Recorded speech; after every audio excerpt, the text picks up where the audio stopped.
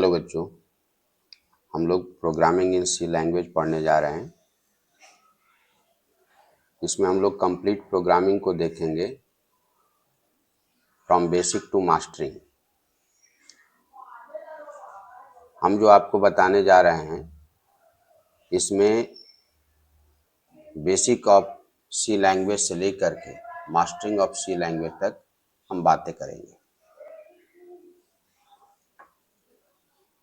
जो इस टॉपिक का नाम रखे हैं हम लोगों ने वह है programming in C language.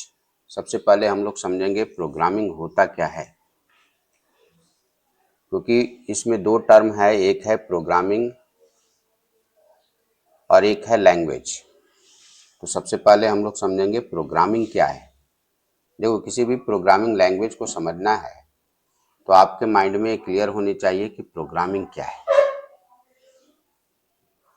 Programming के बारे में अगर आप सोचते हो और आप सीधा कंप्यूटिंग के बारे में सोचने लगते हो तो रियल प्रोग्रामिंग को आप नहीं समझ पाते। प्रोग्रामिंग कोई ज़रूरी नहीं है कि हम कंप्यूटिंग से ही रिलेटेड बातें करें। प्रोग्रामिंग के बारे में जानने के लिए अगर आपको प्रोग्रामिंग समझना है तो रियल वर्ल्ड में जो भी प्रॉब्लम आता है उस प्रॉब्लम को सोल्व करने के लिए जो आपके माइंड में टेक्निक डेवलप होता है वही टेक्निक असल में प्रोग्रामिंग है। कोई भी रियल वर्ल्ड में जो प्रॉब्लम आता है उस प्रॉब्लम को सोल्व करने के लिए जो माइंड आपके टेक्निक डेवलप करके देता है, जिस पे आपकी बॉडी एग्जीक्यूट करता है, तो जो टेक्निक है वही प्रोग्रामिंग है। उस प्रोग्रामिंग जैसे एक एग्जांपल ले लो, आपको अगर कहें कि दो नंबर को जोड़ना है तो दो नंबर को जोड़ने की टेक्निक जो आपका माइंड दिया और उस टेक्निक को एग्जीक्यूट किए आप, तो जो आपके माइंड ने टेक्निक दिया वही प्रोग्रामिंग है उस दो नंबर के जोड़ने का। तो programming is nothing but techniques. और टेक्निक का कोई लैंग्वेज नहीं होता है। टेक्निक के लिए किसी लैंग्वेज की रिक्वायरमेंट नहीं होती है। ये टेक्निक एक लिटरेट पर्सन के पास भी होता है और इलिटरेट पर्सन के पास भी होता है। जो पढ़े लिखे लोग होते हैं उनके पास भी होता है, जो कम पढ़े लिखे लोग होते हैं उनके पास भी टेक्निक होता है।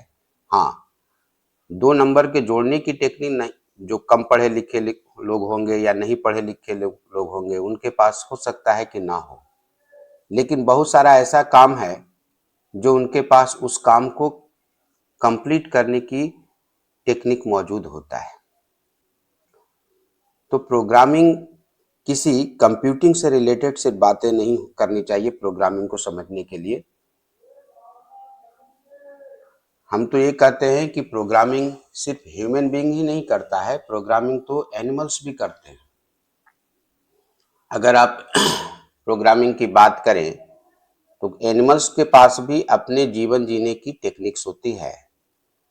वो भी कहीं ना कहीं माइंड में टेक्निक लेकर के ही सुबह जागता है, सुबह से लेकर के शाम तक अपने टेक्निक्स को एग्जीक्यूट करता है। अपने जो माइंड के अंदर टेक्निक होता है उसके आधार पे अपने बॉडी को एग्जीक्यूट करता है।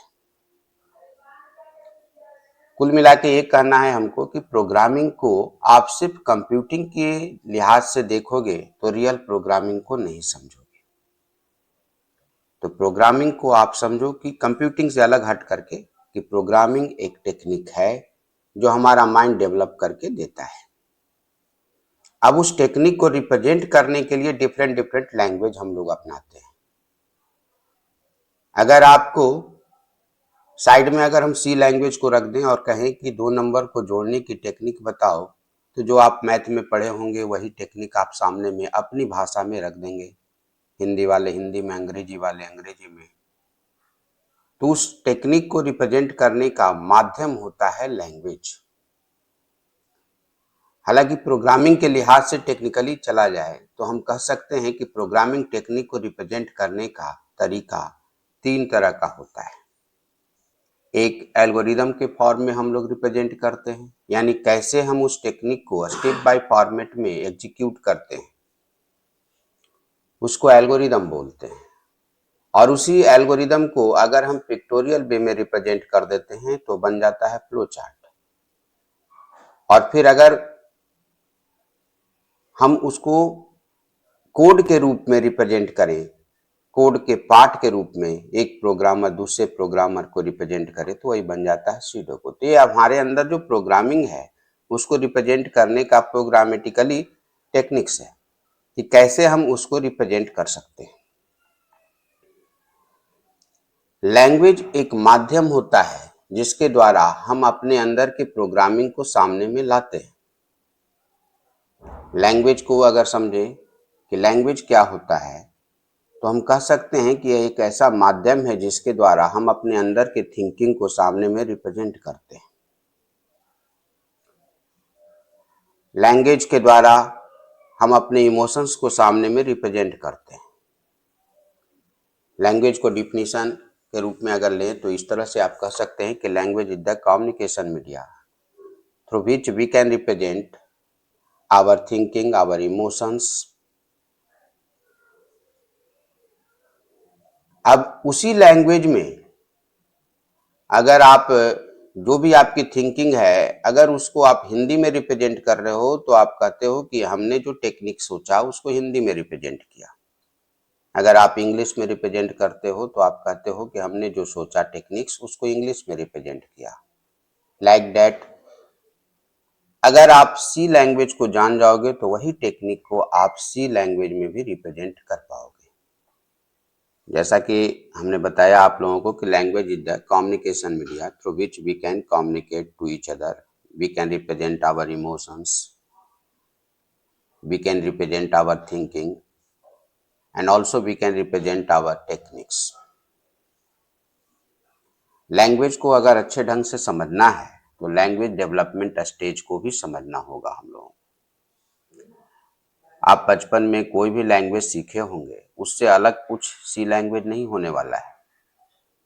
आपने बचपन में सीखा होगा कोई भी लैंग्वेज, मान लिया कि आपने इंग्लिश सीखा होगा तो इंग्लिश का सबसे पहले आपने अल्फाबेट सीखा होगा, अल्फाबेट्स ऑफ इंग्लिश लैंग्वेज। उसके बाद आपने सीखा होगा अल्फाबेट्स में, जैसे आपने सीखा होगा ए बी। अब यहाँ पे आपको ये बताया गया होगा कि पार्टिकुलर शेप जो है वो ए है, ये पार्टिकुलर शेप जो है वो बी है। इसके पीछे कोई भी इस तरह की क्वेरी नहीं आई होगी कि पार्टिकुलर शेप ए क्यों है, वाई, ये पार्टिकुलर शेप बी क्यों है।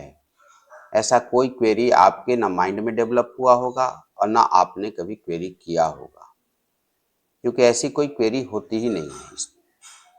यानी कोई भी लैंग्वेज का जो अल्फाबेट होता है वो प्री डिफाइंड सिंबल्स होता है। हम ये बताने का प्रयास कर रहे हैं कि सी लैंग्वेज आपके जो लर्निंग लैंग्वेज है इंग्लिश या हिंदी उससे कुछ अलग नहीं होने वाला है। तो आपने अल्फाबेट सीखा सी लैंग्वेज का, उसके बाद आपने वर्ड सीखा। वर्ड जैसे आपने सीखा होगा मैन, मैन, कैट, रैट। क्या आपने कभी सोचा कि मैन, मैन मीन्स आदमी क्यों, या CAT कैट मीन्स बिल्ली क्यों, RAT रैट मीन्स चूहा क्यों। ये सारे जो कलेक्शन है man, cat, rat, rat means ही चूहा क्यों, कैट मीन्स ही बिल्ली क्यों। अगर इसके डेप्थ में जाइएगा तो आपको ये नजर आएगा कि जो कलेक्शंस है ये प्री डिफाइंड है। किसी ने पहली बार दिया होगा जो आज तक हम लोग फॉलो कर रहे हैं। इसके पीछे कोई भी रीजन नजर नहीं आया होगा। हाँ, रीजन कहाँ नजर आया होगा कि मैंस मीन्स आदमी क्यों, तो एक रीजन समझ में आता है कि अगर 2 पर्सन सामने में बैठे हैं, एक सिर्फ इंग्लिश जानता हो और एक सिर्फ हिंदी जानता हो, और एक ऑब्जेक्ट हमारे जैसा या आदमी या कैट सामने से अगर गुजर रहा है तो इंग्लिश वाला उस ऑब्जेक्ट को अगर कैट बोलता है और हिंदी वाला उसको बिल्ली बोलता है, थर्ड पर्सन कोई नोट डाउन कर ले कि कैट मीन्स बिल्ली। ये समझ में आता है कि ये इस तरह से कलेक्शंस बना होगा, लेकिन CAT कैट ये वर्ड कैसे बना होगा, तो किसी ने तो डिफाइन किया होगा और उस वर्ड का मीनिंग उस लैंग्वेज में पहले से डिफाइन रहा होगा। यानी इंग्लिश अगर आप पढ़ रहे हैं तो इंग्लिश में जितने भी कलेक्शंस ऑफ वर्ड होते हैं वो पहले से डिफाइन होते हैं। उसके बाद इंग्लिश में ही आप पढ़े होंगे सेंटेंस। सेंटेंस का भी एक अपना रूल है कि सेंटेंस कैसे बनता है, तो एक नियम के तहत कलेक्शन होता है तब सेंटेंस बनता है। फिर सेंटेंस के बाद आप पढ़े होंगे पैराग्राफ, और पैराग्राफ के बाद आप कह देते होंगे कि हाँ हमको ये लैंग्वेज समझ में आ गया। लाइक दैट अगर सी लैंग्वेज भी पढ़ेंगे तो उसका भी इसी तरह से स्टेप्स आगे बढ़ने वाला है। आप सी लैंग्वेज के अल्फाबेट से आप सबसे पहले अवेयर होंगे, फिर सी लैंग्वेज के वर्ड से अवेयर होंगे, फिर सी लैंग्वेज में इंस्ट्रक्शन कैसे लिखते हैं उससे अवेयर होंगे, और इंस्ट्रक्शंस के बाद हम लोग प्रोग्राम से अवेयर होंगे। तो हम यहाँ पे ये कहने का प्रयास कर रहे हैं कि अल्फाबेट, वर्ड, सेंटेंस और पैराग्राफ जिस तरह से स्टेप्स हमने एक लैंग्वेज सीखने में उठाया, उसी तरह का स्टेप्स हम लोग सी लैंग्वेज को भी सीखने में उठाएंगे।